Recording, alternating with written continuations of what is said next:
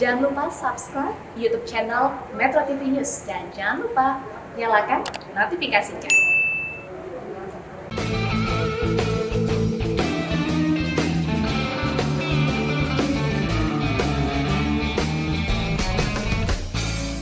Kita semua tentu tidak bisa menutup mata karena di sekitar kita masih banyak anak-anak di bawah umur yang terpaksa bekerja untuk mencari nafkah guna membantu perekonomian keluarga mereka. Padahal anak-anak ini seharusnya menikmati masa kanak-kanak mereka bermain, bersekolah. Tapi faktanya sampai detik ini kita masih menemukan begitu banyak anak-anak di seluruh Indonesia yang harus bekerja mencari nafkah guna membantu perekonomian keluarga.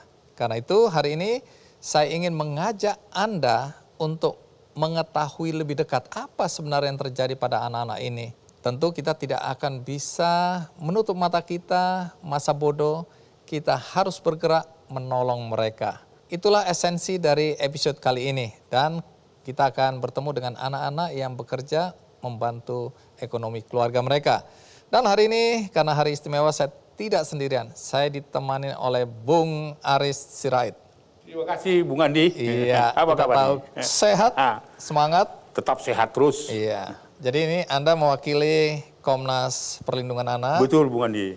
Kita lihat apa yang menjadi hak-hak anak ya, tapi secara keseluruhan sebenarnya hak anak itu diatur di mana aja ya?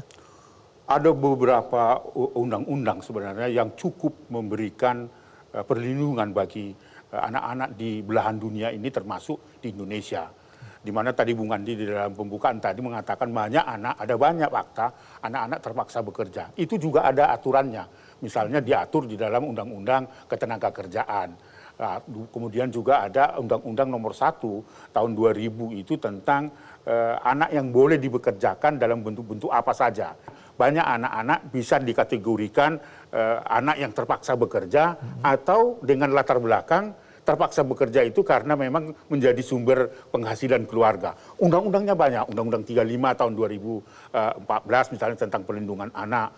Ada juga yang mengatur tentang hak asasinya gitu. Nah ini sebenarnya komprehensif, tetapi persoalannya pelaksanaannya itu masih sangat lemah. Karena terbentur dari Bung Andi, ada ya bagaimana kalau misalnya anak tidak bekerja, tidak membantu orang tua, tanda petik kan ada alasan makan apa? Iya. Apakah negara mau memberikan makan? Kan begitu. Dengan kesadaran seperti itu dan dibentur-benturkan dengan kepentingan-kepentingan itu akhirnya anak terlempar dari rumah untuk katakanlah tanda petik tadi membantu ekonomi keluarga. Pertanyaannya Bung Andi itu bahwa undang-undang di Indonesia cukup komprehensif, cukup baik, tapi pelaksanaannya masih sangat lemah. Nah, kalau pelanggaran yang sering terjadi dalam pelanggaran atas hak anak ini apa aja misalnya? Cukup banyak kalau saya mau runtut. Salah satu sebenarnya dengan mempekerjakan anak, tanda petik, apapun alasannya. Di dalam undang-undang itu adalah tindak pidana itu, siapapun orang yang mendorong. Nah pelanggaran itu terjadi. Ada juga anak-anak yang dieksploitasi baik itu secara ekonomi, yang dipekerjakan ini kan masuk kategori eksploitasi ekonomi. Tetapi ada juga yang dieksploitasi secara seksual komersial. Sering sekali ya anak-anak dieksploitasi. Betul ya, Bung Andi. diperalat ya, kita lihat anak kadang-kadang digendong, bukan kadang-kadang sering di lampu merah digendong oleh ibu, begitu lampu udah mulai merah dicubitlah anak itu nangis. Betul. lah. Itu menggugah belas kasihan orang-orang ya. Betul, ada juga yang menyewakan. Menyewakan. Misalnya 60.000 itu sehari. Oh, Anda tahu harganya juga Oh ya? iya, karena kita langsung investigasi terus kan. Oke. Itu misalnya digendong itu bukan anaknya. Iya. Itu tapi Pinjam 60.000 itu ya? sehari loh. Kita bisa bayangkan. Tapi hari ini kita coba melihat anak-anak yang memang tidak ada pilihan. Iya, iya. Orang tuanya meninggal, orang tuanya sakit. Betul. Ya. Mereka itu kemudian harus mempertahankan diri mereka dengan membantu keluarga karena ada anak yang ditinggalkan bapak, Betul. ada adik-adiknya juga yang harus dihidupi dan seterusnya, ibunya sakit dan lain-lain. Nanti kita akan ngobrol sama mereka ya. Baik Bung Andi. Baik, yang pertama kita akan undang Gilang dan Dewi. Ya, Gilang, apa kabar? Begini, ya. Ya, Ibu. Apa kabar? Iya, Ibu Dewi ya. Silakan duduk. Baik, Gilang, Ya, kamu umur berapa sekarang? Mau masuk 14. 14. Iya. Masih sekolah? Masih Kelas berapa? kelas 6 Di mana itu? di Duren Sawit, ke Pondok Kelapa. Oke. Jadi Gilang ini berapa saudara, Bu? 4 bersaudara, 3 bersaudara, kemudian nomor 1, jadi sama dia 4 bersaudara. Oke, jadi Gilang nomor 1 umur tadi 14. Adiknya yang cewek 13. 13. Yang nomor 3-nya umur masuk 9 tahun. Yang paling kecil 4 tahun. 4 tahun. Gilang, Iya. apa betul sambil sekolah Iya. kamu juga membantu, panggilnya mama ya? Ya. Iya. Bantu mama untuk dapat uang ya? Iya. Untuk bantu ekonomi keluarga. Iya. Kerja apa itu? Parkir. Parkir? Iya. Di mana parkirnya? Dekat sebelah rumah. Oh, sebelah rumah. Iya. Ada lahan, terus ada apa, kegiatan apa di situ? Ada Toko atau apa? ruko-ruko. Oh, ruko. Terus mobil-mobil parkir kamu? Iya. Jadi kamu satu-satunya tukang parkir atau ada yang lain? Ada lain. Kamu yang paling kecil atau? Aku yang paling kecil.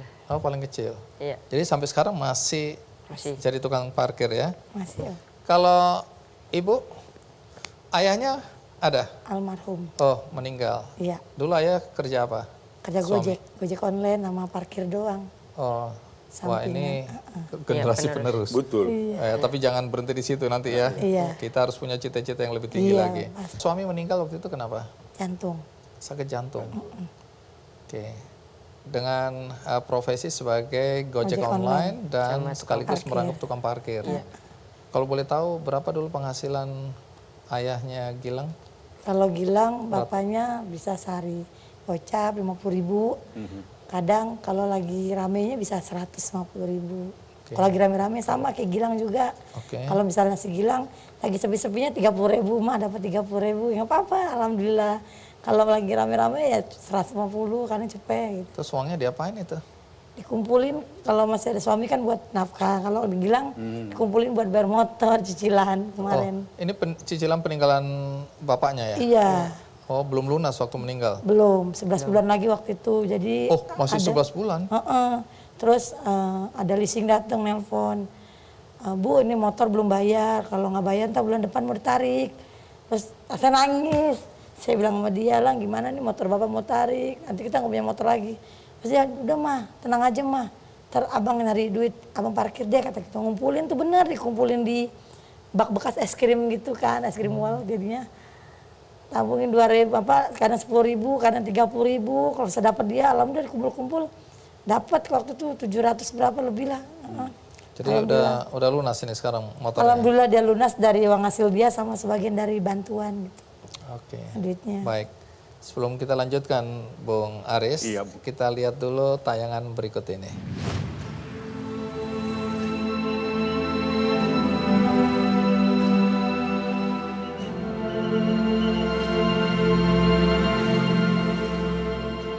Pada umumnya, masa anak-anak waktunya banyak diisi dengan bermain bersama teman sebayanya. Namun hal itu tidak dirasakan oleh sosok anak laki-laki bernama Gilang Sabil Ramadan. Anak berusia 13 tahun ini harus mengorbankan waktu bermainnya untuk bekerja demi memenuhi kebutuhan keluarganya.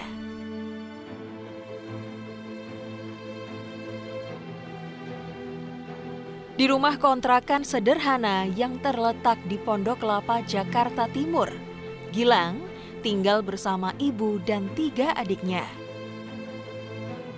Ayahnya sudah meninggal sejak 2 tahun yang lalu akibat serangan jantung. Dari sinilah bocah laki-laki ini berinisiatif untuk membantu kebutuhan keluarganya.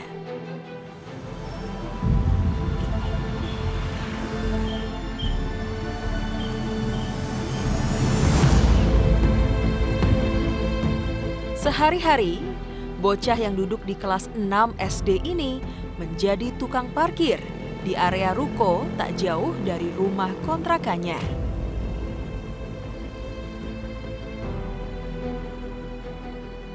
Kegiatannya ini ia lakukan selepas jam sekolah hingga malam hari.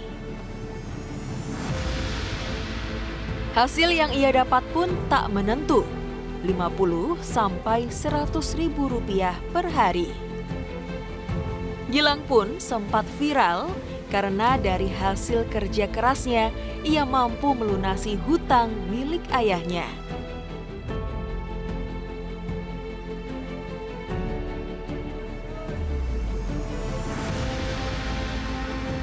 Tak pernah terbayangkan di benaknya, ia harus merasakan kerasnya hidup di usianya yang masih belia. Gilang menunjukkan, di usianya yang masih belia, ia tidak mementingkan diri sendiri, tapi memikirkan kepentingan orang lain juga, yaitu keluarganya.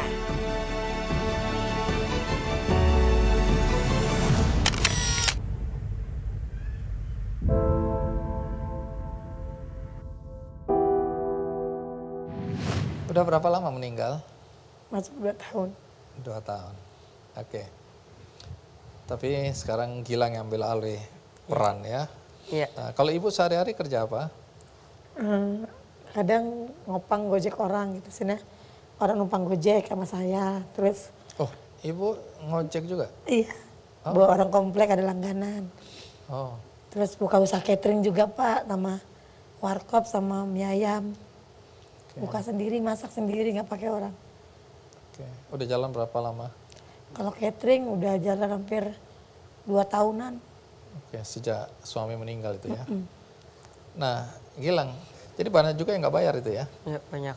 Jadi kamu nggak berdaya, kamu ya terima aja. Terima aja. Karena dia diajarin bapaknya, kalau orang ngasih ambil, kalau enggak ya nggak apa-apa. Bapak udah ngajarin seperti itu. Baik, nanti kita tanyakan lagi ke Gilang ya, bagaimana pengalamanmu jadi juru parkir atau tukang parkir, terus apakah teman-teman sekolahnya tahu? Iya, itu. Apakah gurunya tahu? Nanti nanti kita tanyakan. Tapi sekarang kita rehat sejenak, ikuti terus Ki Candy. Ini kan nggak gampang, kamu kan udah kecapean nih. Artinya mikirin pelajaran, mikirin terus kemudian kerja sampai malam, kapan belajarnya? Kadang-kadang sampai jam 1, kadang-kadang jam 12. Kamu nggak capek? Kagak.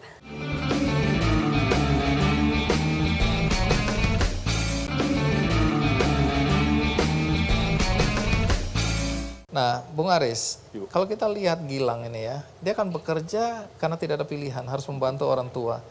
Tadi Anda bilang bahwa ada undang-undang pekerja anak. Betul. Itu apa yang dimaksud dengan, jadi anak boleh bekerja kalau... Nah, Bung Andi, sebenarnya ada yang undang-undang yang saya sebutkan tadi nomor 1 tahun 2000 itu mengatur tentang bentuk-bentuk jenis pekerjaan. Ada yang diperbolehkan, ada yang tidak diperbolehkan. Misalnya yang tidak diperbolehkan yang pekerjaan dalam satu ruangan yang mengandung pekerjaan kimia misalnya. Anak-anak nggak boleh di situ. Nggak boleh di situ sama sekali. Lalu kemudian tentu di KP-KP ya, yang wilayah hidupan prostitusi malam macam atau nggak boleh itu sama tidak sekali. boleh anak-anak. Itu disebut bentuk terburuk. Tetapi apa yang dilakukan oleh Gilang itu adalah bagian yang diperbolehkan karena dia masih sekolah. Ya, jadi artinya bekerja sambil bersekolah. Sekalipun dia sulit dalam keadaan sulit, tetapi hak anak atas pendidikan tidak hilang. Bagi saya sulit membayangkan bagaimana kalau saya jadi Gilang.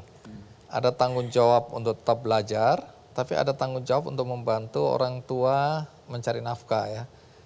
Saya jujur aja saya dulu cuma satu aja mikirin sekolah aja udah kacau. Betul. Apalagi ini harus dua. Nah, Gilang bagaimana bagi waktunya? Ini kan sekolahnya pagi ya? Iya. Begitu pulang ganti baju langsung jadi tukang parkir? Iya. Dari jam berapa sampai jam berapa? Kalau misalnya pulang sekolahnya jam 10 apa jam 11, ya itu langsung sampai malam jam 8. Terus Kadang kapan? adiknya juga minta jajan sih, Om. Bang, pagi dulu dong Bang, udah kasih gitu. Yang tadi yang tampon. Adiknya iya, Bang, suka pagi nyamperin dulu ya karena rumahnya nggak jauh ya. Kamu kasih? Kasih. Kamu sayang sama adik-adikmu ya? Sayang banget. Sayang banget. Nah tapi ini kan nggak gampang, kamu kan udah kecapean nih. Artinya mikirin pelajaran, mikirin terus kemudian kerja sampai malam, kapan belajarnya? Belajar. Habis pulang parkir habis aja, Om. pulang parkir. Oh masih belajar lagi untuk besok? Sampai jam berapa itu? Kadang-kadang sampai jam 1, kadang-kadang jam 12. Oh. Jam 1 apa? Jam 4 malam. Hah? Iya. Kalau ada perapalan dia sampai kadang malam. Belajar sampai begitu? Iya. Kamu nggak capek? Kagak. Terus prestasi sekolah gimana? turun Enggak. bagus atau Biasa aja sih, nggak naik turun nilainya. Turun Biasa. nilainya. Nah, kami berdua mau tahu nih, teman-teman sekolahmu tahu kamu Tahu. jadi tukang parkir? Tahu. Apa komentar mereka? Katanya lu nggak apa-apa, nggak apa-apa, keren lu jadi tukang parkir. Keren. Gitu kata teman-teman sih. Karena bisa mencari duit sendiri gitu ya dalam usia masih 14 tahun ya. Kalau guru? Gurunya ya, gurunya. Gurunya juga tahu semua. Tahu juga. Emang sekolahnya nggak jauh dari situ? Kalau dari rumah sekitar 10 menit. Negeri. Negeri. Oke, jadi SD nggak ada 08. masalah ya. Guru juga bisa maklum gitu. Nggak pernah dimarahin. Nah, terus tadi soal rumah tadi, itu rumah kontrakan. Bukan itu, jadi tuh Jadi om gimana? tuh rumah kosong selama 3 tahun. Jadi almarhum punya langganan Gojek. Nah, terus ditelepon sama yang punya rumah, kan dia bikin status tuh suami. Sama punya rumah ditelepon, lu di mana katanya. Kenapa bu? Lu di mana lu? Citayam bu, lagi nyari kontrakan. Jauh amat lu, balik lu pulang kata gitu. Ya udah, udah pas sana pulang-pulang bawa kunci rumah itu. Wih, disuruh nempatin rumah ini Pondok Kelapa. Ih, rumah yang gede itu pak, yang itu yang udah lama itu, iya udah katanya. Akhirnya pindah ke situ om. Jadi cuma beli listrik doang, nempatin jadi doang. bayar listrik Bayar dan listrik doang, perawatan uang ya. keamanan. Alhamdulillahnya. Terus nggak lama ya suami. Tapi tetap aja ada kemungkinan satu hari diminta keluar juga ya. Iya, selesai makanya. Tapi mudah-mudahan lah ya, orang baik ini kelihatannya ya. Bung Aris, kasus Gilang pasti banyak di Indonesia. Iya. Dari pengalaman Anda di Komnas PA ini, sesignifikan apa sih anak-anak yang masih bekerja seperti Gilang ini? Sampai hari ini memang fakta menunjukkan bahwa keberadaan anak-anak di dalam lingkungan sosial khususnya di padat-padat penduduk itu ditemukan banyak anak-anak yang tadi terpaksa, ya saya menggunakan kata terpaksa, bekerja supaya dia sesungguhnya sebagai korban gitu ya, dari apa, dari situasi yang ada dalam lingkungannya. Nah, angkanya cukup tinggi sebenarnya. Ya, berbagai bentuk sekarang ini, bukan saja hanya sekedar tukang parkir, dan itu dikaitkan dengan sekarang ini Bung Andi, ada 273 ribu anak yatim piatu akibat COVID-19. Iya. Dan itu sangat potensial dia kalau tidak diberikan keluarga alternatif, dia akan turun ke jalan. Karena dia harus menghidupi dirinya. Gitu. Dan situasi sosial sekarang ini kita atau masyarakat hanya mementingkan kepentingan dirinya sendiri, karena COVID ini tentu tidak bisa membantu orang lain. Nah, anak ini sangat potensial untuk dieksploitasi. Untuk anak-anak ya? Untuk anak-anak, ini nggak anak, boleh. kalau bicara anak di bawah umur berapa sih? Di bawah 18 tahun. Oh, di bawah 18 Iya. tahun itu bekerja Masih tidak... dalam anak-anak dalam kategori kalau dia bekerja itu harus dilindungi berdasarkan Undang-Undang Perlindungan Anak. Baik, Gilang. Tapi cita-citamu sebenarnya apa? TNI. Oh, TNI. Iya. TNI Angkatan Udara, Darat? Udara. Udara. Iya. Gini ya, kita boleh mungkin bercanda-bercanda, tapi bisa saja satu hari kalau Ki Kendi masih ada, tamunya satu orang mungkin letnan, ya letnan muda, datang lapor bahwa saya dulu adalah Gilang yang diwawancarai. Sekarang saya sudah jadi penerbang Iya, Angkatan kita mau Udara. mandi ntar. Kita doakan ya. Gilang. Amin, amin, Ya, ya. amin. Tapi ibu sendiri, apa harapan ibu terhadap, kan dia masih punya adik-adiknya sekolah. Adiknya masih sekolah, yang itu juga kadang kalau iseng misalnya parkiran ada yang mau jagain gitu kan, om dia iseng suka dagang risol sama, kan aku buat nih risol, tadi dagang sama dia keliling, dia mau orangnya mau sendiri. Baik, enggak. jadi harusnya ada waktu luang, harusnya bisa main-main ya. Iya. Tapi Gilang enggak ya, diisi dengan jualan risol. Kalau Pokoknya apa yang bisa menghasilkan gitu ya. iya, tapi kalau berteman juga dia sama temen-temennya yang kalau di rumah ya, kalau di sekolah sih pada ngertiin. Kalau di rumah pada ibaratnya dibilang sombong pada anak-anak, karena kan dia bertemannya sama anak-anak komplek. Waktu kemarin aja sampai dia main tuh om, itu yang bikin hati saya sampai nangis om ya. Jadi ini ada satu keluarga gitu ya, biasa dia main gak apa-apa sama anak-anak komplek. Dia main tuh 1-4 temenan. Terus pas main sama ibunya diusir. Pergi kamu sana katanya, kamu miskin bau. Tidak level. Nggak level sama kami katanya. Kemarin nggak apa-apa. Lah dia pulang nangis. Kenapa lang? Diusir mas sama si ibu ini katanya. Itu sampai nangis. Ya Allah, kok segitunya ya kita diginiin ya. Gilang, tadi kan saya mau marah terus kata Gilang mah jangan mah. Nanti mama marah-marah, asma mama kambuh kata gitu. sering bikin saya Nggak apa-apa ya. sakit hati bener. Ini juga bagian dari latihan. Dalam hidup di dunia nyata ada orang-orang yang seperti itu. Tapi kita kan harus tetap menghadapi kenyataan itu.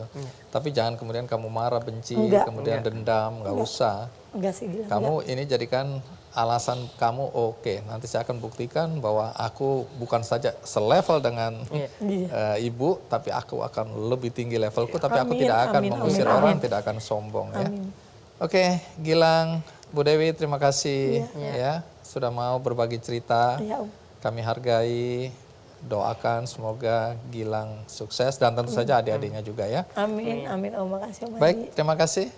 Berikutnya saya juga akan mengundang seorang anak yang mengalami nasib hampir sama seperti Gilang. Ya, berkaitan dengan kondisi di keluarganya dan dia harus berjuang untuk membantu keluarganya.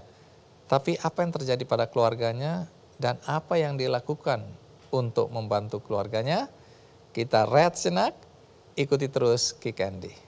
Tidak sekolah karena tidak ada biaya buat masuk sekolah.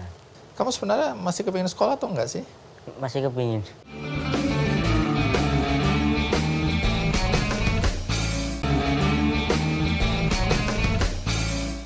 Ya, Bung Aris kita lanjutkan. Baik, Bu. Tapi sebelum kita undang ibu dan anak atau persisnya anak dan ibu Ya. yang akan jadi tamu kita, tapi apa yang menjadi concern yang hendak diperjuangkan oleh Komnas Perlindungan Anak ini untuk menjaga agar anak-anak Indonesia yang berada di bawah umur ini hak-haknya tidak terzolimi. Betul. Saya meletakkan persoalan anak yang seperti pengalaman Gilang tadi, misalnya banyak anak-anak yang terpaksa bekerja, akibatnya dia mengorbankan hak-hak dasarnya. Ada yang terpaksa harus meninggalkan pendidikannya, harus ada yang meninggalkan hak bermainnya gitu. Nah, atas dasar itulah maka kita Komnas Perlindungan Anak terus berjuang dan terus berjuang bahu-membahu dengan gerakan perlindungan anak berbasis komunitas yang kita berikan akses kepada lembaga-lembaga perlindungan anak di berbagai kota provinsi, Bung Andi. Jadi upaya Komnas Perlindungan Anak itu adalah menghubungkan situasi anak-anak yang terpaksa bekerja itu kepada tanggung jawab pemerintah di masing-masing kabupaten kota. Misalnya kan ada dinas tenaga kerja di setiap kabupaten kota, lalu ada dinas sosial. Nah, ada program-program yang namanya Keluarga Harapan. Itu kan disubsidi supaya anaknya tidak bekerja seperti Gilang misalnya harus fokus sekolah, tetapi pemerintah memberikan akses kepada ibunya untuk pekerjaan, kuliner atau apa dan sebagainya. Itu diadvokasi oleh Komnas Perlindungan Anak. Dan beberapa tempat ya kita prioritas di mana banyak anak terpaksa bekerja, orang tuanya itu kita dorong dinas sosial untuk mendapatkan bantuan pengembangan ekonomi keluarga. Seperti itu yang kita lakukan. Baik, kalau gitu kita panggil aja ya. Iya, Bu. Kita undang ibu dan anak atau anak dan ibu, Denny dan Bu Wati. Iya. Denny, Bu Wati, apa kabar? Kabar Dek. Iya. Bu Wati. Mana Denny? Iya, Bu Wati. Silakan duduk. Denny, kamu berasal dari mana? Dari Lamongan. Lamongan. Oke, jadi orang Lamongan tapi sekarang tinggal di Jombang, Jawa Timur ini ya. Kamu umurnya berapa? Umur 15 tahun. 15 tahun. Sekolah atau tidak? Tidak. Tidak sekolah lagi. Ya. Terakhir sekolahnya? SD kelas 6. Tidak sekolah karena? Karena tidak ada biaya buat masuk sekolah. Oke, jadi berhenti karena tidak ada biaya. Iya. Emang orang tua tidak bisa membiayai? Tidak bisa karena kesusahan. Oke, Ya. karena susah ya. Itu artinya Bung Andi masih ada anak yang kesulitan untuk mempunyai akses sekolah. Ini saya kira bisa diceritakan nanti lebih baik lagi. Iya, betul sekali. Saya pernah ya ikut Yayasan Cinta Anak Bangsa YCAP ya, turun ke jalan dan kita melihat gitu loh, upaya untuk menyekolahkan anak-anak tidak bekerja di jalanan itu tidak mudah karena anak-anak ini ternyata tanda kutip menjadi pencari nafkah juga bagi keluarga. Kalau mereka sekolah, orang tuanya tidak mendapatkan penghasilan dan itu kemudian menyusahkan orang tua. Jadi ada dilema dan ini yang terjadi pada Denny ya. Iya. Jadi berhenti sekolah karena memang nggak ada biaya. Iya. Emang tinggal ibu aja, bapak masih ada toh? Bapak sudah meninggal. Oh meninggal. Berapa tahun yang lalu? Sekitar 7 bulan yang lalu. Oh baru 7 Iya. bulan yang lalu. Barusan. Kenapa meninggal, sakit atau? Karena sakit asam lambung. Oh, asam Iya. lambung meninggal. Pada umur berapa itu Bu? Pada 55. Iya. Baik. Bapaknya dulu kerja apa? Jadi sopir bis. Sopir bus antar kota atau Iya, dalam antar kota? Dalam kota aja. Dalam kota meninggal. Denny berapa bersaudara? 5. Punya adik, punya kakak? punya Adik berapa? adik 4, Kakak? 1. Oh, jadi kamu anak nomor 2. Nomor dua. Nomor 2. Kakak udah kerja atau belum? Sudah Kerja apa? jadi sopir tuh. Oke. Ya. Terus kamu kerja? Disuruh tetangga ngantar anak sekolah. Oke. Iya. Tapi katanya kamu pernah jadi kuli angkut, itu apa maksudnya? Ya pernah jadi kuli angkut Di pabrik tahu. di pabrik tahu Sumedang. Iya. Oh, di pabrik tahu gitu? Iya. Ngangkat kedelainya itu loh. Ngangkat kedelai. Berapa lama itu kerja jadi Sekitar kuli angkut? 3 bulan. 3 bulan? Iya. Nah, saya dengar kamu juga pernah jadi tukang parkir ya? Iya pernah. Terus pernah apa lagi? Pernah jadi kernet truk juga. Apa? Pernah Kernet, jadi kernet. kernet Oh, truk. Kernet. Iya, Kernet truk. kernet truk juga pernah. Waduh. Oke, jadi serabutan ini ya? Iya, sering. Memang tujuannya untuk bantu ibu? Ya memang tujuannya untuk membantu ibu. Iya. Iya. Kamu manggilnya mama atau ibu? Mama. Mama, ya. Kenapa Nah. mau bantu ibu? Ya karena kasihan lihatnya kesusahan soalnya. Iya. Emang mamanya kerja apa? Kerja juga atau tidak? Kerja. Kerja apa? Ikut di warung masak. Oh, bantu-bantu warung orang. Iya. Jadi penghasilannya berapa itu? 1 hari 45. Oke. Itu ngurusin berapa? 4 anak berarti ya? Iya. Sama Denny ya, karena kakaknya kan sudah. Sudah. Kakaknya tuh. Kalau kakaknya itu ikut sama kakak saya. Oh, Jadi dari kecil udah nggak sama saya. Ikut kakak. sama kakaknya ibu. Iya, sama kakak saya. Oke, jadi berempat sekarang di rumah Sekarang ya. berempat. Jadi itu buat ibu berat juga itu ya. Iya, berat. Ini Denny aja yang berhenti atau adik-adiknya masih sekolah? Enggak, adiknya yang 2 masih sekolah. Oke. Kelas 3 sama kelas 1. Oke. Denny yang ngalah berhenti Iya, untuk Denny. bisa mencari nafkah tambahan gitu ya. Iya. Oke. Sebelum kita lanjutkan, kita lihat dulu ya, Bung Iya, Aris ya. baik. Tayangan berikut ini.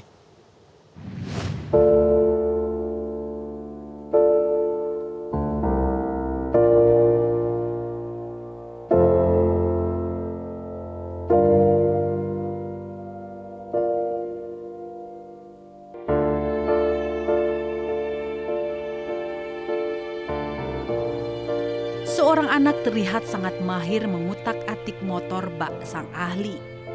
Namun, yang ia lakukan bukanlah tanpa alasan. Anak remaja ini sedang bekerja menggantikan peran sang ayah untuk mencari nafkah. Di saat anak-anak seumurnya masih mengenyam pendidikan sekolah menengah pertama, ia memilih untuk mengerahkan waktu dan tenaganya untuk mengais rejeki demi sesuap nasi. Anak yang bernama Denny Wahyudi adalah anak dari pasangan suami istri almarhum Budi dan Wati. Tidak pernah terbayangkan dalam benak Wati, sang ibu, bahwa Denny harus menggantikan suaminya yang sudah tiada dan menjadi tulang punggung keluarga di usia yang sangat belia.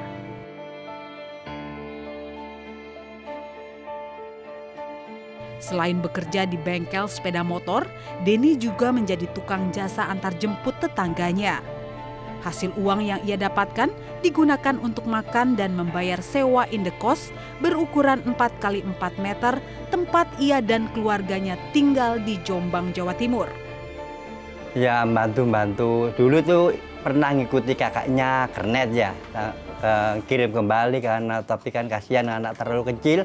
Jadi suruh berhenti sama ibunya, terus bantu sama tetangga ngantarkan anak sekolah. Ya taat sama orang tua, terus rajin kerja. Kalau disuruh orang kerja apa tuh mau dia. Yang saya inginkan ya sekolah gitu. Maksud saya sekolah SMP kan kasihan terlalu kecil gitu anaknya. Jadi insya Allah tahun depan nih biar sekolah gitu loh.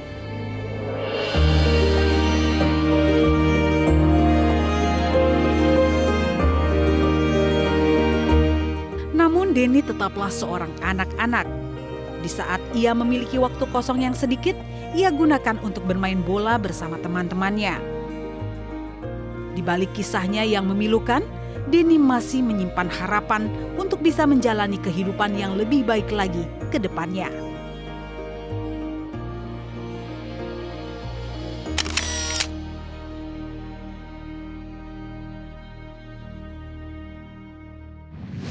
Ya, jadi selama tidak sekolah, itu ketemu teman-teman sekolah yang lain atau tidak? Teman-teman? Tidak, jarang. Jarang. Ya. Kenapa jarang? Karena malu. Oh, Iya. jadi kamu merasa rendah diri gitu ya, merasa malu, jadi kamu menghindar dari situasi sekolah. Kamu sebenarnya masih kepingin sekolah atau enggak sih? Masih kepingin. Kepingin sekolah. Emang cita-citamu apa? Jadi pemain sepak bola. Oh, Sepak bola. Nah, kalau ini sekarang tadi ini kan inisiatif dari anak itu untuk membantu keluarga.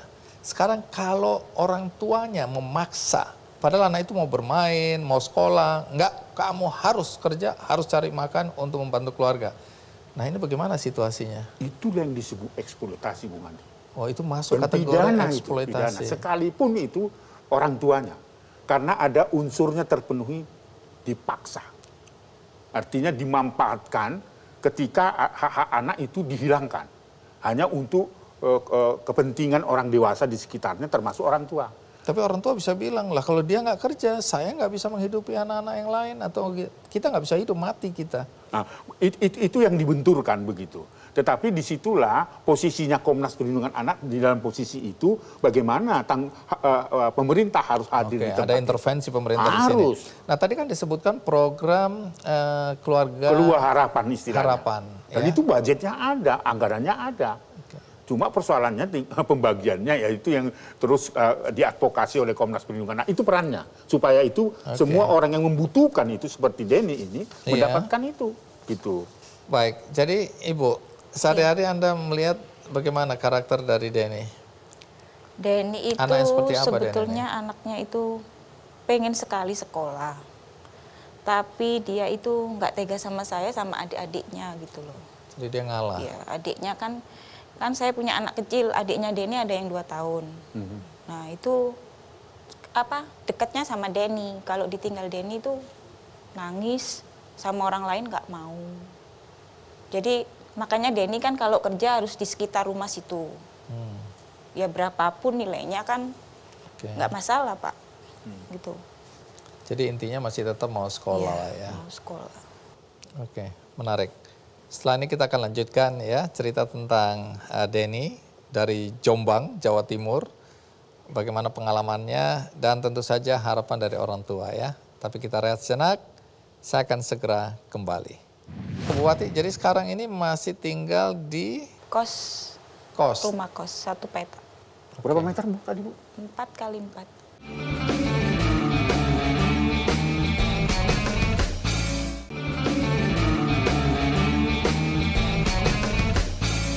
Terima kasih Anda masih bersama saya di acara Kick Andy dan saya ditemani oleh co-host yang istimewa, Ketua Komnas Perlindungan Anak Aris Sirait. Ya, terima kasih Bung Aris masih menemani saya ini. Iya. Dan tamunya masih Denny dan ibunya Bu Wati ya. Nah, Bung Aris, kalau kita lihat rata-rata anak-anak yang bekerja itu bukan yang dieksploitasi, tapi yang betul-betul terpanggil untuk membantu, itu usia berapa? Rentang usia berapa dari pengalaman Anda? Rata-rata ya itu tadi SD kelas 6 ya, ada yang juga yang kelas 5 sudah ada inisiasi dengan kesadaran itu memang membingungkan. Misalnya kalau masih 11 tahun, ketika kita advokasi, kita coba cari tahu apa latar belakangnya. itu muncul dengan kesadaran seperti orang dewasa. Mengambil Jadi alih tanggung jawab. artinya usia kematangannya itu tidak sesuai dengan postur tubuh dan usia begitu. Tetapi itulah anak Indonesia sekarang ini yang seperti itu. Dalam situasi apapun dapat mandiri sebenarnya. Nah, lalu kemudian Komnas Perlindungan Anak melihatnya bahwa ketika ada anak seperti itu, maka kita organize dia. Supaya dia tidak tereksploitasi, tetapi mengembangkan apa yang disebut dengan bakat minat. Jadi supaya dia tidak masuk dalam kategori eksploitasi. Karena Undang-Undang Perlindungan Anak maupun Konvensi PBB seperti pengalaman Gilang dan Denny ini, itu bisa dikembangkan menjadi pengembangan bakat dan minat. Minatnya misalnya apa? Musik, main bola tadi. Kita arahkan itu. Jadi bisa main bola, main musik dan sebagainya, tetap sekolah gitu. Nah, disitulah sebenarnya ruang pemerintah harus hadir di situ. Seperti pengalaman Denny dengan ibunya, keluarga. Disitulah dia pemerintah hadir. Nah, boleh tahu Bu Wati, jadi sekarang ini masih tinggal di rumah sendiri atau? Enggak, kos. Rumah kos, 1 petak. 1 petak? Iya, 1 kamar. 4 orang itu tadi, berarti? Berlima sama ibu berlima. ya? Berlima. Berapa meter luasnya gitu, Bu? Sekitar 4 meter. 4 Tidak ada kali kamar 4 kali sama 4. sekali. Jadi tidur bersama di situ? Tidur bersama. Masaknya di situ. Di dalam Ya, ruangan di atau dalam di luar? ruangan itu. Berapa meter, Bu, tadi, Bu? 4 kali 4. Bisa dibayangkan itu ya? Saya nggak bisa membayangkan malah bagaimana mereka tidur di situ. Masak si di adiknya situ. itu laki-laki perempuan semua? Yang bawahnya ini cewek, terus bawahnya cowok, cewek 2. Ceweknya yang itu umur belakang, berapa itu? Ceweknya 3. Umurnya, Bu, kira-kira? Umurnya yang adiknya Denny umur 9, terus sama 5 sama 2 tahun. Itu di satu tempat itu? Satu tidur tempat. bersama-sama? Iya. Sepanjang hari? Sepanjang hari. Kalau buang air dan mandi di luar? Ada di luar. Ada rame-rame? Ada kamar mandi di luar. Rame-rame? Iya. Iya, jadi kalau bisa dibilang sebenarnya antara kebutuhan hidup dengan penghasilan nggak nutup? Enggak nutup sama sekali. Karena ini kos kan harus bayar ya? Bayar 1 bulan 400. 1 bulan 400? 400. Sementara tadi penghasilan cuma Denny dari bisa Denny. ngasih berapa, Ibu? Misalnya. Kalau Denny nggak mesti. Kadang ya sedapatnya dia, Pak. 20, 30 dikasih sama saya. Tadi Ibu kan bekerja untuk satu restoran gitu. Ibu dapat berapa gitu? 1 hari 45. Itu Jadi kadang-kadang nggak tiap hari. Apalagi pandemi gini kayaknya sepi itu ya? Sepi. Karena orang takut Ini makan aja di luar. udah libur 1 minggu. Tidak buka warungnya? Tidak buka sama sekali. Jadi untuk biaya-biaya, ya kalau sekolah mungkin gratis sekarang Iya, ya. Tapi ongkos-ongkos itu, ongkos atau transportasi itu bagaimana membaginya itu, Bu? Kalau transportasi enggak, biasanya diantar sama Denny, terus bawa sepeda sendiri. Bu, saya ingin tanya lagi, Bu Mandi, saya maaf. Iya. Dengan kondisi kamar seperti itu satu, bagaimana Ibu mengawasi mereka bisa nyenyak tidur atau gimana? Ya biasanya kalau yang kecil tidurnya sama saya. Kalau yang bawahnya Denny ini tidur sama yang cewek yang nomor 3 itu. Ya jadi satu gitu, Pak. Jadi satu. Jadi gitu. satu. Nah ini hak untuk mendapatkan ruang bermain. Iya, ruang bermain dan tempat tinggal yang baik. Gitu, yang layak. Nggak mungkin itu dibiarkan. Cuma tadi itu persoalannya Ibu bukan penduduk tempat di situ gitu kan. Itu tidak boleh dibiarkan, Bu. Satu kamar itu berapa orang tadi? 5. 5. Itu sangat rentan, Bu, terhadap penyakit yang nggak bisa saya bayangkan gitu. Jadi mudah-mudahan dengan pengalaman ini, mudah-mudahan Denny juga dapat rezeki, Ibu pindahlah di tempat yang minimal ya bukan kamar tapi petak yang bisa memisahkan. Begitu, Bu. Tunggu, tinggal di Jombang ini karena ikut suami atau bagaimana? Ikut Kenapa suami. nggak pulang ke Lamongan? Nggak ada tempat tinggal. Nggak ada tempat tinggal juga? Mungkin nggak ada pekerjaan juga ya? Nggak ada pekerjaan juga. Dulu kan ikut ayahnya. Ayahnya kan kalau pindah ke kota lain ikut, pindah ke sini ikut gitu loh. Jadi ngikutin gitu. Pas pindah ke Jombang meninggal? Meninggal. 6 tahun di situ meninggal. Oke, jadi nggak tahu mau kemana Nggak ya? tahu mau kemana. Emang nggak punya kerabat di Lamongan? Ada kakak juga tempat tinggal juga belum masih punya sendiri, Pak. Masih numpang sama tanahnya orang. Baik, jadi dengan situasi dan kondisi seperti ini apa harapan Ibu? Ya. Kalau harapan saya sih pingin punya rumah sendiri, meskipun nggak besar, kecil, nggak masalah. Yang penting kan layak gitu loh Pak. Terus lihat Denny jadi orang sukses, Amin. Amin. bisa membanggakan mama ya sama adik-adiknya juga. Itu aja sih Pak harapannya. Oke. Jadi selain sepak bola, punya cita-cita lain? Apalagi, Den? Jadi mekanik mobil. Dia senang otak-atik motor Pak. Oh, oke. Pinter dia. Kalau ada motor rusak gitu dia pinter benerin. Tetapi untuk mencapai cita-cita itu harus tetap sekolah. Iya. Mau sekolah di mana aja. Iya, Ya kan? Pasti ada orang yang ingin membantu, Den. Asal kamu bisa menyenangkan orang lain. Nah, ini kan sudah bisa menyenangkan orang tua ya. Sekalipun sebenarnya Bu nggak boleh kerja dia harus sekolah. Iya. Tapi karena memang ya tadi kondisinya seperti itu ya di dalam undang-undang juga boleh melakukan pekerjaan itu asal dia tidak meninggalkan hak-hak dasarnya namanya. Hak dasar itu pendidikan, hak bermain, hak mengembangkan bakat minatnya, nggak boleh hilang itu hak dasar. Itu Den ya.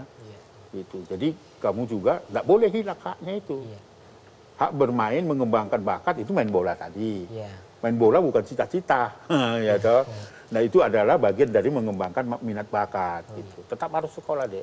Tadi Bung Andi kan sudah tanya, apakah kamu masih ada keinginan sekolah? Harus sekolah. Kalau kamu punya cita-cita, tadi angkatan udara tadi tapi nggak sekolah ya nggak mungkin kecapai gitu. Iya. Oke. Kita doakan ya Bung Aris ya. Iya, baik. Anak-anak seperti Denny ini bisa mengembangkan dirinya dan keluar dari jerat kemiskinan. Betul. Kemudian bahkan bisa menolong atau berdampak buat orang lain ya. Ya. Bukan untuk keluarganya sendiri tapi kita harapkan untuk orang banyak. Oke, terima kasih Bu Wati, terima kasih Denny ya sudah hadir. Dan Bung Aris, ini berikutnya kita akan ngobrol dengan seorang anak dari NTT. Dari Manggarai. Iya, baik. Wah, senang sekali. Iya, dari Manggarai. Iya, Karena ini salah satu nanti Anda boleh cerita kenapa banyak sekali kita lihat kalau perdagangan anak dan perempuan atau perdagangan manusia kebanyakan dari NTT. Betul, itu Ya, fakta. itu fakta. Nanti bisa berdialog hubungan dia. Iya. Ya, betul. Baik. Nanti coba Anda melihat situasi dan kondisi ya. Kenapa anak-anak dari timur ini yang sering kita lihat dijual tanda kutip ya. Dijual sampai ke berbagai negara. Iya. Nah, untuk itu kita akan ngobrol, tapi sementara ini kita rehat, ikuti terus Kick Andy. Bangun pagi saya masak dulu, pasti makan dulu mama.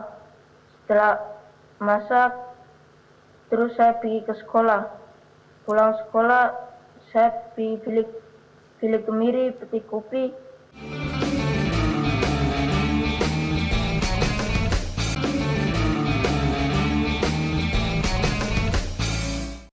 Ya, Bung Aris, sekarang kita akan ngobrol dengan seorang anak yang kurang lebih sama ya, apa yang terjadi dalam kehidupan dirinya.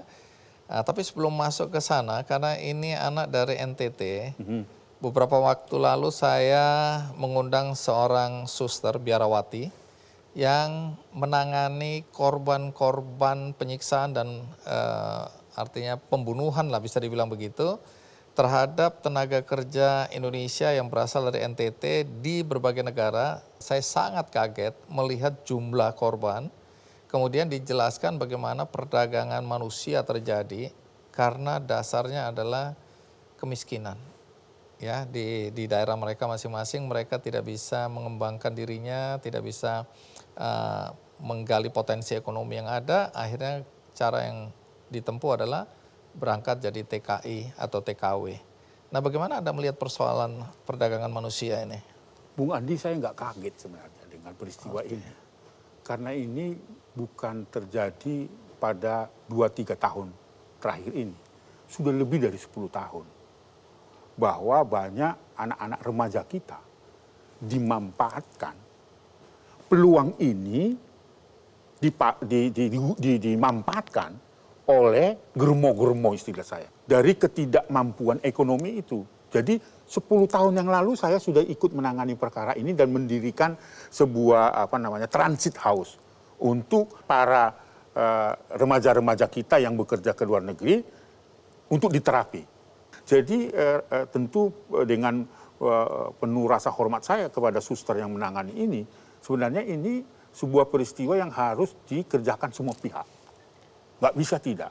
Karena anak-anak remaja kita yang berasal dari wilayah desa-desa kemiskinan itu, ya, seperti TTU, TTS, ya, di tempat-tempat perbatasan-perbatasan di daerah Belu dan sebagainya. Saya sangat hafal Bung Andi, karena saya ikut prihatin terhadap itu, karena banyak ditemukan anak-anak dieksploitasi secara ekonomi maupun seksual. Dua loh Bung, itu sekaligus dieksploitasinya. Baik, saatnya kita nggak undang langsung di studio, karena berhalangan hadir, jadi kita akan menyapa lewat video call. Halo, Rizal dan Pak Arnold. Apa kabar Pak Arnold, Rizal? Kabar baik. Jadi Pak Arnold ini menemani Rizal karena Pak Arnold adalah kepala desa ya? Ya, kepala desa. Kepala desa persisnya di mana nih kalau boleh tahu? Kepala desa Nangameje di Kabupaten Manggarai Timur, Provinsi NTT. Nah, kalau Rizal sendiri umur berapa sekarang ya Rizal? 13 tahun. 13 tahun. Sekolah? Masih. Oke. Kelas berapa sekarang? Kelas 7. Kelas 7. Oke. Orang tua masih ada? Ya, tinggal ibu. Oh, tinggal ibu. Ayah meninggal juga? Ya. Ayah meninggal karena apa, boleh tahu? Stroke. Stroke. Oke. Udah lama ayah meninggal? Baru 3 minggu lalu. Oh, baru. Turut berduka, Rizal. Turut berduka ya. Ibu kondisinya bagaimana? Sehat? Bisa bekerja atau? Stroke, gangguan jiwa, tidak bisa bekerja. Oh, jadi mungkin Pak Kepala Desa, Pak Arnold bisa jelasin kondisi dan situasi keluarga Rizal seperti apa sebenarnya? Kondisi keluarga Rizal Yanus, memang bapak sama mamanya itu dari 2017 itu sudah lumpuh total. Sudah lumpuh. Terus mamanya lumpuh diikuti dengan gangguan jiwa. Ya, Rizal Yanus boleh sebagai penanggung jawab keluarga mereka. Baik, Rizal berapa bersaudara ya? 2 bersaudara. Oh, Rizal yang tua atau yang bungsu? Yang tua. Oke, yang sulung ya. Sulung ya. Baik. Nah, jadi sambil sekolah, Rizal juga bekerja? Iya. Baik, nanti cerita ya, Rizal kerja apa untuk mendapat tambahan penghasilan, atau bahkan satu-satunya ya, di keluarga. Nanti Pak Kepala Desa, Pak Arnold, cerita juga ya, bantuan, saya dengar warga juga berbaik hati sebenarnya, tapi kan ini sporadis, tidak selalu ya. Tapi sebelum itu kita lihat dulu liputan berikut ini.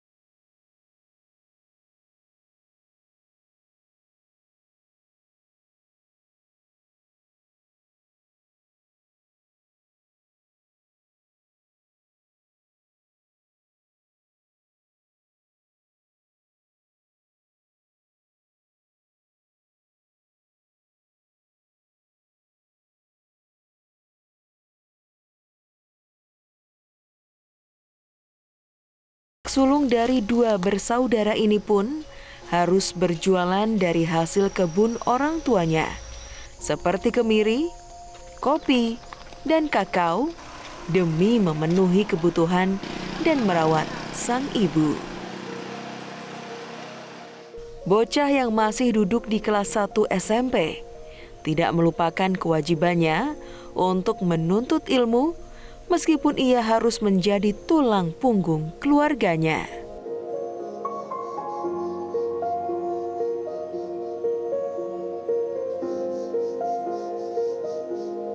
Kisah Rizal dan keluarganya sempat viral di jagat media sosial, hingga muncul tangan-tangan kebaikan untuk membantu ia dan keluarganya. Yang membuat hati saya tergerak karena saya rasa prihatin dengan keluarga adik Rizal, karena usia adik Rizal saat itu masih kelas 5 SD dan adik Rizal bagian dari tulang punggung untuk bisa menghidupkan bapak mama, karena bapak mamanya saat itu mengalami lumpuh, mamanya plus gangguan jiwa, dan bapaknya sebelum meninggal juga mengalami lumpuh.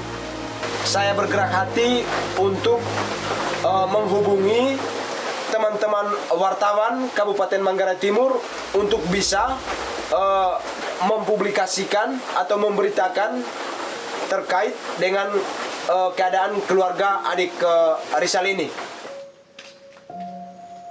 Rizal menunjukkan di usia belia ia sudah memiliki jiwa yang besar dan mengemban tulang punggung bagi keluarga.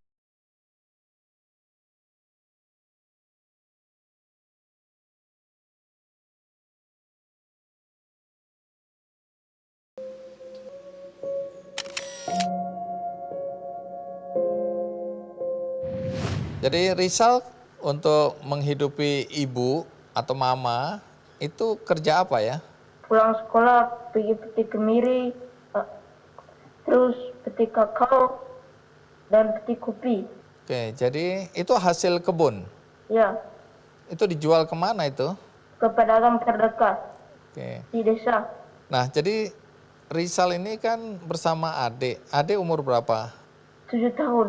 7 tahun. Berdua aja sama mama yang saat ini lumpuh, sakit. Nah, Rizal bagaimana itu mengurus mama, harus sekolah, mengurus adik, bisa cerita sedikit? Bangun pagi saya masak dulu. Pasti makan dulu mama. Setelah masak, terus saya pergi ke sekolah. Pulang sekolah, saya pergi pilih kemiri, petik kopi. Jadi seperti itu ya. Jadi sebelum Bapak meninggal, pekerjaan Bapak apa? Petani. Oh, petani ya. Nah, Pak Arnold, bisa cerita bagaimana masyarakat melihat, dan kemudian saya dengar ada juga yang membantu, tapi tidak tentu ya, termasuk saya dengar Pak Arnold juga bantu-bantu ya, tapi tetap aja apa ya, ada ketidakpastian di situ ya. Memang partisipasi dari keluarga sepanjang keluarga mereka ini lumpuh dua-dua juga ada, tapi semua itu tidak bisa memenuhi kebutuhan mereka karena kedua orang tua ini itu semata-mata hanya untuk makan saja, bukan bisa berpikir, bukan bisa beraktivitas. Itu pengamatan yang saya lihat langsung. Lalu selain partisipasi keluarga juga ada pihak-pihak ketiga seperti pihak pemerintah juga turut terlibat, lalu selain pemerintah desa, pemerintah daerah juga, tapi semuanya itu belum cukup untuk memenuhi kebutuhan Rizal sekeluarga. Karena bagaimana dia mengasuh seorang ibu yang stroke lalu gangguan jiwa, tapi dia tetap peduli untuk sekolah. Dalam usianya yang masih 13 tahun sudah harus memikul tanggung jawab seberat itu ya. Jadi saya kira ini Bung Andi sangat luar biasa Rizal ini ya. Dia tidak sekedar anak ya, tapi sudah muncul kasih sayangnya kepada keluarga.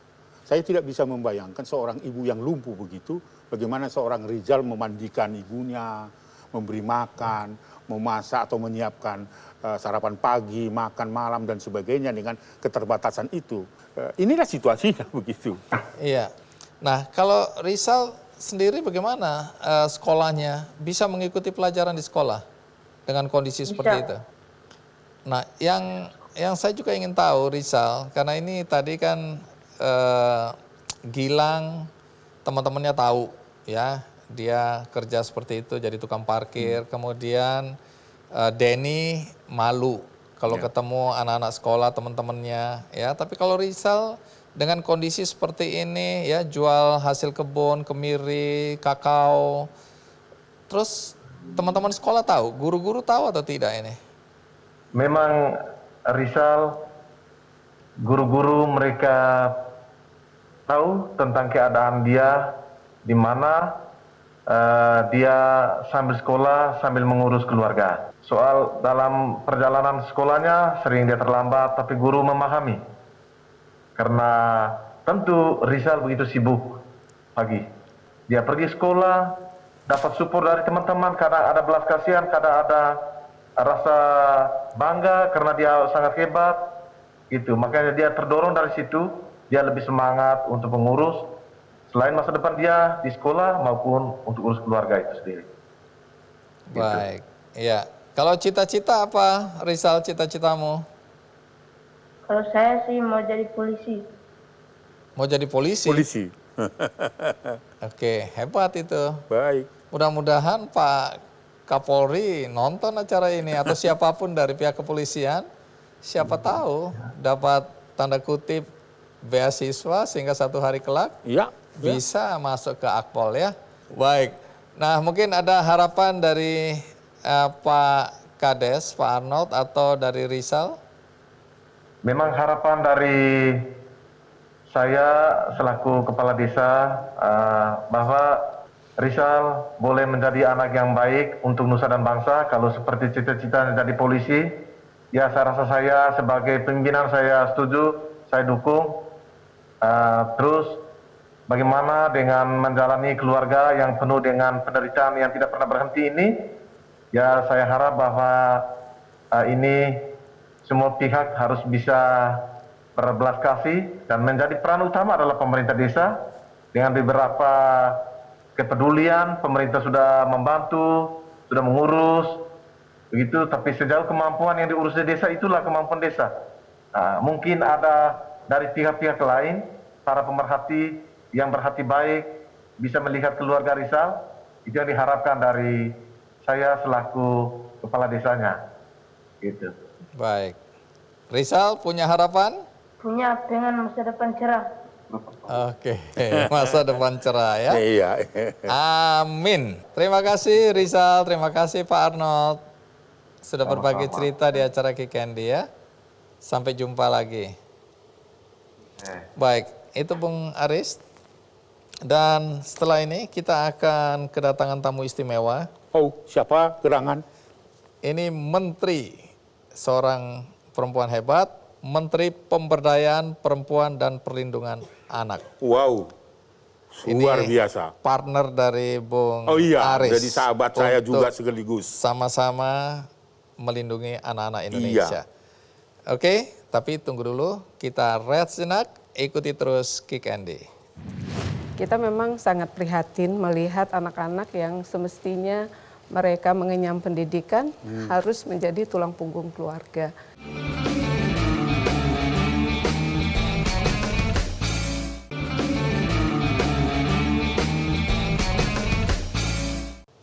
Ya, Bung Aris, inilah saatnya kita kedatangan tamu istimewa tadi, seorang menteri. Siapakah dia?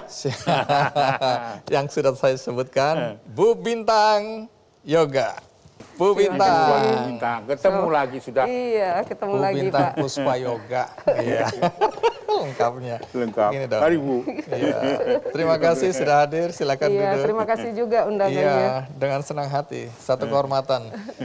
Bu Bintang, jadi kami berdua ini tadi udah ngobrol tentang anak-anak Indonesia. Kebetulan yang kami fokuskan itu adalah anak-anak yang memang terpaksa bekerja karena orang tuanya ada yang meninggal, ada orang tuanya sakit dan seterusnya, sehingga dia mau tidak mau. Makanya ada kata terpaksa harus menjadi bagian dari tumpuan ekonomi keluarga.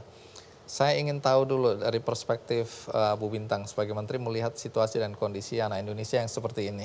Kalau kita bicara masalah situasi anak Indonesia, tentu ini memang menjadi PR bagi kita semua ya untuk mencarikan solusinya. Kita memang sangat prihatin melihat anak-anak yang semestinya mereka mengenyam pendidikan harus menjadi tulang punggung keluarga. Tapi kalau lebih spesifik misal dari kementerian, apakah ada program yang memang dikhususkan agar anak-anak ini terhindar dari keterpaksaan untuk bekerja, membantu orang tuanya? Kami ini kan Kementerian Sinkronisasi Kebijakan, Kementerian Koordinasi dan Sinkronisasi Kebijakan.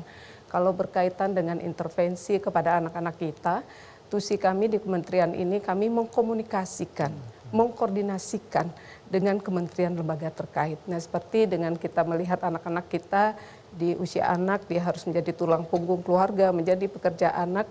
Nah, ini kami komunikasikan dengan kementerian lembaga terkait sesuai dengan tusinya, seperti Kementerian Tenaga Kerja, kemudian Kementerian Pendidikan, Kementerian Sosial, demikian juga kementerian yang lainnya. Juga intervensi yang kami lakukan itu adalah mengadvokasi pemerintah daerah. Karena di awal saya sampaikan ini adalah tugas kita bersama untuk anak-anak kita. Tadi disinggung juga ya, ini peran pemerintah daerah ya. Gimana itu? Kita mengadvokasi pemerintah daerah mendorong untuk mewujudkan yang namanya kabupaten kota layak anak. Jadi kalau boleh misalnya, ini kan yang nonton bisa jadi ada dari kementerian, tapi banyak sekali dari keluarga-keluarga. Nah mungkin ada pesan spesifik, karena ada juga orang tua yang mungkin belum susah-susah amat, tapi dia mengeksploitasi anak-anak mereka. Mungkin seperti itu, Bang Oke, terus kalau yang lain? harapan mungkin ya, Iya. bagi anak-anak di seluruh Indonesia, ya, anak-anak Indonesia di seluruh penjuru Nusantara, memang 2 tahun ini adalah tahun yang sangat sulit. Ya. Tapi yakin dan percayalah bahwa badai pasti berlalu. Amin. Makanya kami mengimbau, saya menyampaikan kepada anak-anak di seluruh Indonesia, tetaplah semangat, tetaplah bergembira, rajinlah belajar, rajin berdoa, buka cakrawala dunia, karena kalian adalah generasi penerus dan penentu arah bangsa yang kita cintai. Baik, Bu Bintang, terima kasih ya sudah mau meluangkan waktu untuk hadir di KKND. Kebetulan yang kami bahas memang berkaitan dengan perlindungan anak ya. Dan harapannya tentu saja ya anak-anak ini kalau tumbuh sehat, kemudian mampu bersaing dengan bangsa-bangsa lain di dunia nantinya ya. Betul. Tapi omong-omong, Bu Bintang mau kasih apresiasi buat tamu-tamu kita. Iya. Kalau gitu kita undang aja ya tadi Denny sama Gilang. Gilang ya. Dan dari jauh ada juga Rizal. Ya, Rizal. Manggarai ya. Iya. Manggarai, Bu. Baik, jadi Bu Bintang, apresiasi apa yang Anda hendak berikan kepada anak-anak ini? Bang Andi, di awal saya sampaikan kalau kita bicara masalah memberikan pemenuhan hak anak, ini adalah tugas kita bersama, tidak hanya pemerintah, demikian juga bagaimana partisipasi masyarakat. Nah, partisipasi kepada mereka, di samping dari kami yang hanya sekedar bisa kami berikan, nanti juga kami titip kepada Bang Andi, itu ada titipan dari teman-teman Yayasan Duta Indonesia Maju sebesar 50 juta yang nanti diatur dari Bang Andi. Coba silakan simbolik dulu, Bu. Iya. Wow. Luar biasa. Nah, ini dari kementerian. Dukungan pemenuhan kebutuhan spesifik semangat ya. anak. Semangat iya. ya. Habis ini Ya, Gilang, ini Gilang, Bu. Bu. Iya. Berapa? Sukses. Oh iya. Iya. Nah, ini dengan Rizal, didampingi oleh kepala desanya itu. Ini. Oh iya, Rizal. Oke. Semangat ya. Saya menerima atas nama Rizal ya.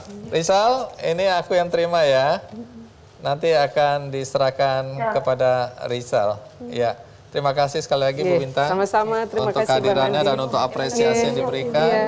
Baik, itulah episode kali ini berkaitan dengan anak-anak yang berjuang untuk membantu keluarganya, satu sikap yang terpuji. Tapi di satu sisi kita juga ingin agar anak-anak ini tumbuh sehat sebagaimana anak-anak lain di seluruh dunia, sehingga mereka mendapatkan hak-hak mereka. Dan mereka adalah generasi penerus yang akan membawa Indonesia bersaing dengan bangsa-bangsa lain di dunia. Nah, di akhir acara ini saya ingin juga berbagi kebaikan, yaitu berbagi buku. Ya, bagi Anda yang menginginkan buku ini, Anda bisa ikut kuis di Twitter, Facebook, dan Instagram Kick Andy Show. Dan bagi Anda yang tadi mengikuti acara ini dari tengah-tengah, tidak dari awal, jangan khawatir juga. Karena episode kali ini juga ditayangkan di metrotvnews.com. Dan cuplikannya ada di YouTube Kick Andy Show. Bagi Anda yang ingin berbuat baik, Anda bisa juga melakukannya dengan cara yang mudah, yaitu tinggal klik benihbaik.com. Di sini ada program untuk membantu Tegar umur 8 tahun yang sejak lahir tidak memiliki orang tua dan kini tinggal bersama kakek neneknya. Tegar kerap membantu neneknya dengan bekerja menjadi petani getah karet. Nah, untuk itu bagi Anda yang ingin membantu Tegar, bisa klik benihbaik.com, nanti bisa lihat campaign atau penggalangan dana atas nama Bantu Tegar S. Ya, semoga Anda bisa berbuat baik bagi anak-anak Indonesia. Akhirnya, semoga episode kali ini bermanfaat bagi kita semua. Sampai jumpa.